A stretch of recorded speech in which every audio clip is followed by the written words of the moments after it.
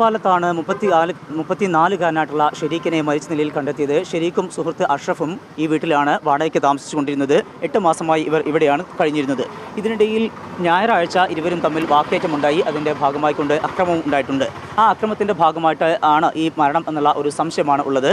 അഷ്റഫ് ഇതുമായി ബന്ധപ്പെട്ട് ഇന്ന് പുലർച്ചെ പന്തീരങ്കാവ് സ്റ്റേഷനിലെത്തുകയും താനാണ് ഷെരീഖിനെ കൊന്നത് എന്ന് മൊഴി നൽകുകയും ചെയ്തിട്ടുണ്ട്.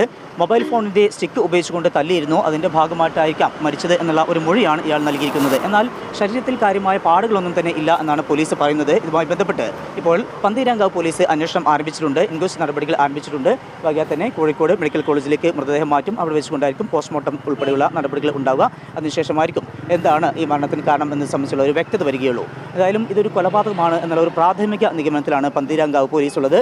സംഭവം അറിഞ്ഞ് നിരവധി പേരാണ് ഇവിടേക്ക് എത്തിക്കൊണ്ടിരിക്കുന്നത്. നാട്ടുകാരൊക്കെ വളരെ ഞെട്ടലോട് കൂടിയാണ് ഈ സംഭവം അറിഞ്ഞിരിക്കുന്നത്.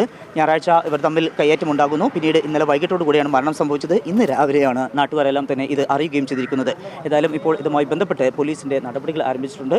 ഇൻക്വസ്റ്റ് നടപടികൾക്കായി പന്തീരങ്കാവ് പോലീസാണ് ഇവിടെ എത്തിയിരിക്കുന്നത്. ഏതായാലും ഒരു കൊലപാതകമാണ് എന്നുള്ള ഒരു പ്രാഥമിക നിഗമനത്തിൽ തന്നെയാണ് പോലീസിൻ്റെ അന്വേഷണം തുടരുന്നത്.